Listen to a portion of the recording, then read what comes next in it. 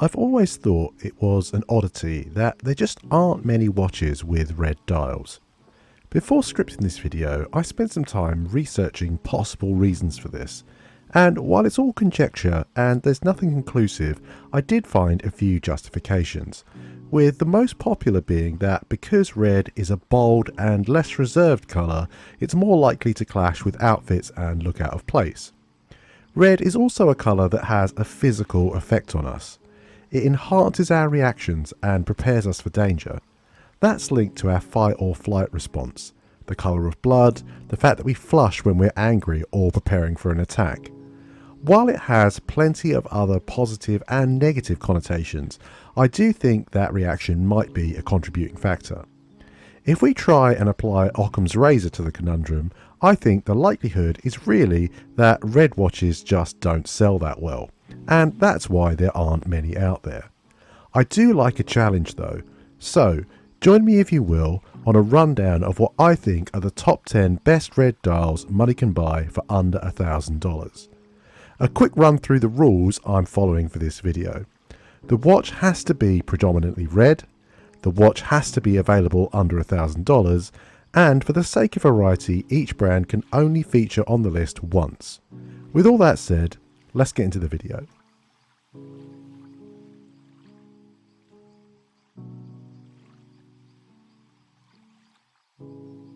When the new colourful range of Casio MTP watches launched, all the hype centred around the Tiffany blue-esque variant, and the red model didn't necessarily get much of a look in.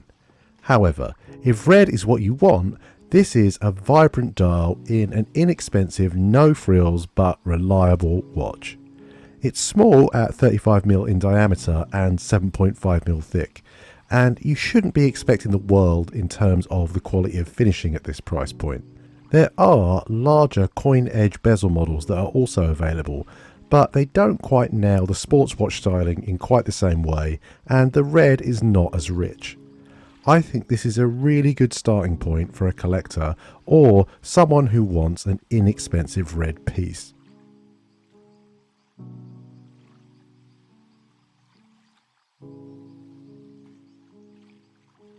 The 1972 is certainly going to be a standout in any collection.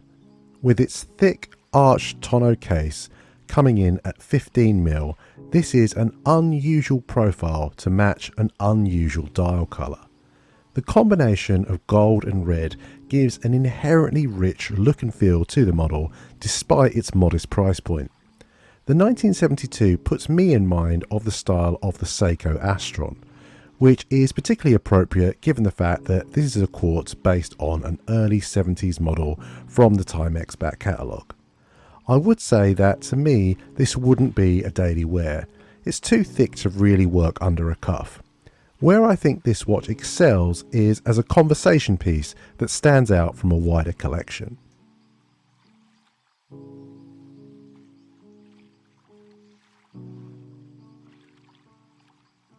I think the Bulova Surveyor is one of the best value propositions I'm going to feature in this video. It has a brushed stainless steel case, sapphire crystal over the burgundy sunray dial, a cyclops over the date complication, and rose gold features like the crown, hands and indices. At the top of the list, I talked about the Casio MTP being a good starting point for a collector. I see this watch as a clear upgrade path from that. You're getting more quality in every aspect, but still at a very affordable price point.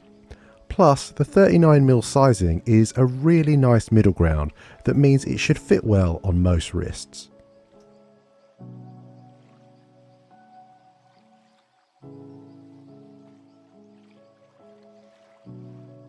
This was the first model that came to mind when I was formulating this list.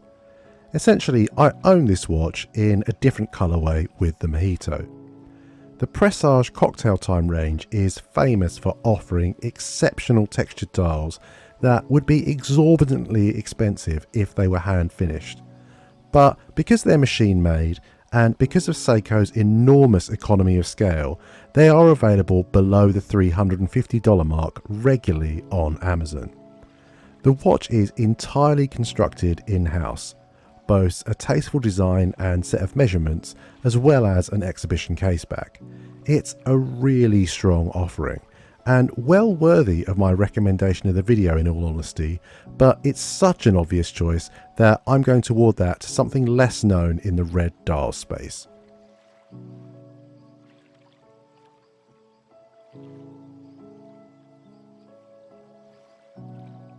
I really need to get some personal hands-on experience with an out-of-order watch.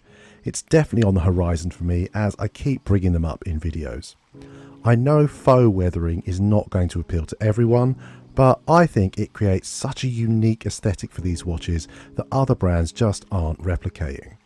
I love a textured dial, and I see Out of Order as a brand effectively producing textured cases and bracelets to match. I think the deep red hue of the Cronografo works so well with the distressed look of the case and bracelet. It's something that I feel looks quite normal from a distance, but just becomes more and more interesting the closer you get. As ever, I'm not a fan of a slanted date complication, but that is one small negative against the backdrop of what I think looks to be a really interesting timepiece, and the model that gets my recommendation for this video, as it's the one that I would personally be most interested in buying for my collection.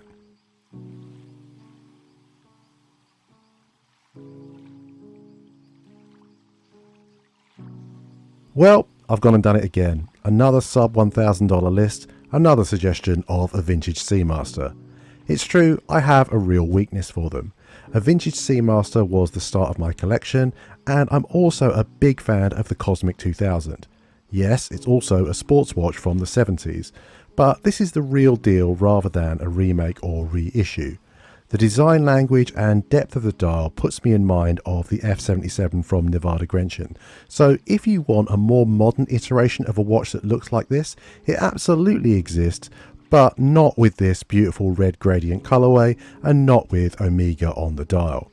Obviously, experiences will vary given the second-hand nature of this watch, hence I've set the price point at $750, as that was the lowest price I could find for a model considered to be in mint, fully operational condition.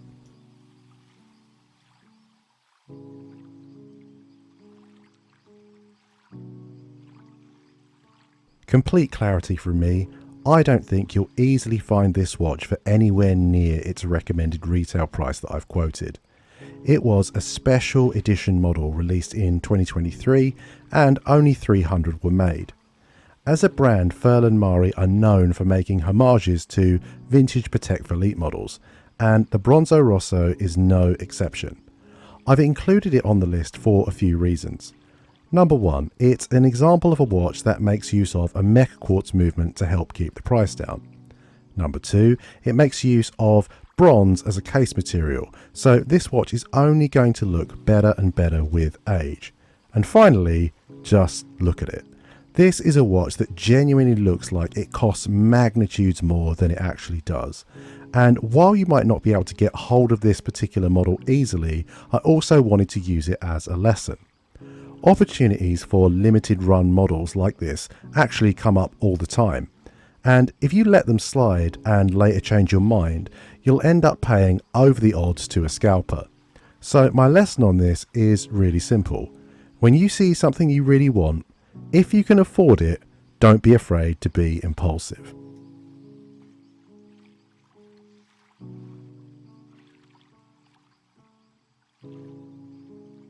At the start of the video, I talked about the physical impact that the colour red can have on us, and the reasons why red dial watches are perhaps uncommon. With the logic that a red dial is always going to stand out from a crowd as a result of being rare, why not push further into that idea with watch design that matches its outlandishness? The Uboat Dark Moon is, if nothing else, a big, bold statement piece. If its unique design language, bulky dimensions and oil-filled dial don't catch the eye, the vibrant red gradient will. If you want to buy a red watch that people are guaranteed to notice, look no further.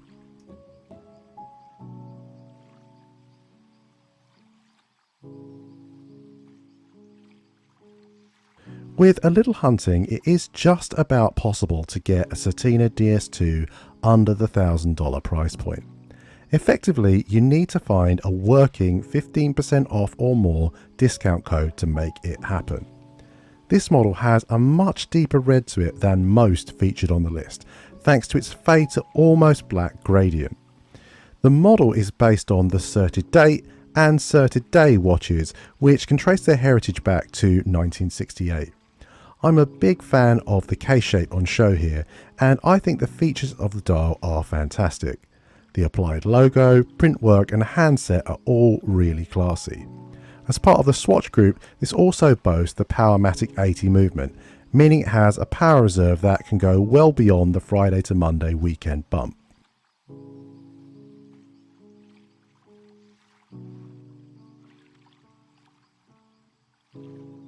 If you absolutely want to maximise every cent of the $1,000 budget, the Farah Discovery Red is arguably the best watch that you can buy new on this list. This is a Swiss-made everyday watch which has so many facets of quality to it that add up to a really pleasing whole. The smooth automatic Le Jeu Perret G101 movement gives it 68 hours of power reserve. The cold coloration of the Super Luminova makes it pop in the dark. The 36mm sizing makes it accessible for most wrists. The Sunray dial with a chamfered centre is eye-catching. The 10.4mm thickness means it will fit easily under a cuff, and the quality of finishing is evident for all to see. Given my usual $1,000 budget, I haven't actually been able to feature a Farah on the channel before, but I'm really happy to start with such a strong offering. So there you have it, my list of 10 watches with red dials under $1,000. Let me know in the comments what you think of my picks. Some of them are eclectic choices, but that was always going to be the case when there aren't that many options out there. Let me know your thoughts. Do you own any of the watches I've mentioned? Would you consider buying a red dial for your collection? And are there any notable mentions you think that belong on the list that I've overlooked? Let's discuss. I will just quickly add that I was going to include the Erebus Origin on the list, but when it came to researching the video, at the time the website was down, so a quick honourable mention for that model to finish. As ever, thank you for your time. If you've enjoyed what you've seen or found it informative, consider dropping the video a like and subscribing if you want to see more.